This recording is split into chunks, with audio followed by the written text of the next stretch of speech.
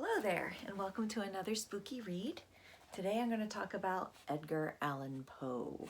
So Poe and I go way back, right? We're friends from the time I was a little kid. I probably first met the work of Edgar Allan Poe in a way that wouldn't make him very happy. It was probably in those cheesy horror movies that Vincent Price and Peter Lorre used to make, things like House of Wax, and they did several that were based on Poe's stories, although sometimes all they had in common with Poe's story was the title. But that's probably where I first ran into him. And when I saw pictures of him, I always thought, what a strange and interesting man. Like, doesn't he look like somebody who would write horror? And I wonder if I think he looks like somebody who would write horror because he's one of the first authors I knew about who wrote horror, and so that formed my aesthetic, or if he does just automatically look that way. That big forehead, very Wednesday Addams, the big luminescent eyes look like they've seen too much. Edgar Allan Poe looks like a guy who has demons, and all indications are that he did. But trying to choose what to talk about out of Edgar Allan Poe, that's something else, because he did everything.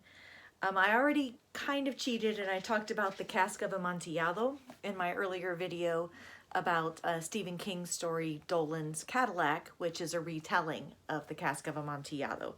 But the Cask of Amontillado is probably my very favorite of all of Poe's short stories. But I also really admire things like The Pit and the Pendulum.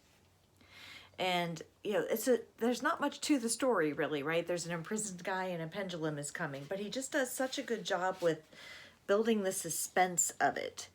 I'll read you a couple of paragraphs from that one, The Pit and the Pendulum.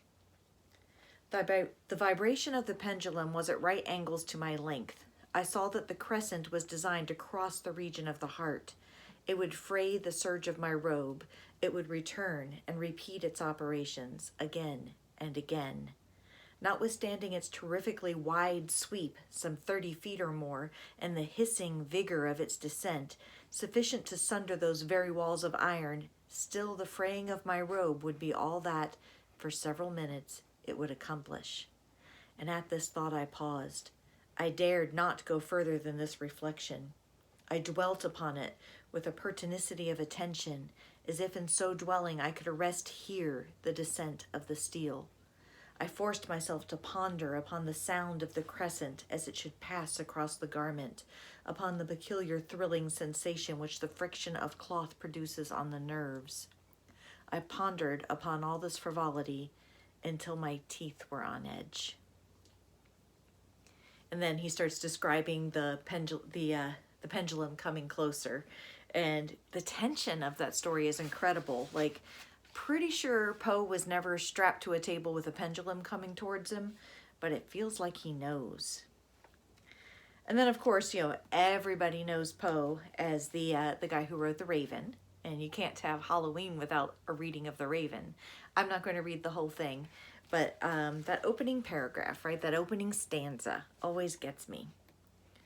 Once upon a midnight dreary, while I pondered weak and weary over many a quaint and curious volume of forgotten lore, while I nodded nearly napping, suddenly there came a tapping, as of someone gently rapping at my chamber door.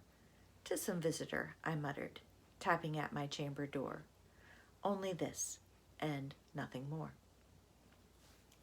So it's a rhyme scheme that to a contemporary reader feels very old-fashioned, but stuff like that was what got me into poetry in the first place. Like, what I loved that rhythm and the poetry. And then Poe is all about his imagery. This whole story of a man sitting alone and a raven comes to talk to him and he's worried about his lost Lenore. Lenore is one of those names that stuck with me. I gave it to one of my kids as a middle name when I had the opportunity to do so. That's how much I love Poe. And I also remember this one, To One in Paradise. Not quite as well known as The Raven, but really good. The whole feeling of having been left behind and thinking about somebody who you've lost. And the whole poem is pretty short, so I'll read the whole one for this one. To One in Paradise. Thou wast that all to me, love, for which my soul did pine, a green isle in the sea, love, a fountain and a shrine, all wreathed with fairy fruits and flowers, and all the flowers were mine. Ah, dream too bright to last, ah, starry hope that didst arise, but to be overcast. A voice from out the future cries, on, on, but o'er the past dim gulf my spirit hovering lies, mute, motionless, aghast. For alas, alas, with me the light of life is o'er. No more, no more, no more. Such language holds the solemn sea to the sands upon the shore. Shall bloom the thunder-blasted tree, or the stricken eagle soar. And all my days are trances, and all my nightly dreams are where thy dark eye glances, and where thy footstep gleams, in what ethereal dances, by what ethereal streams.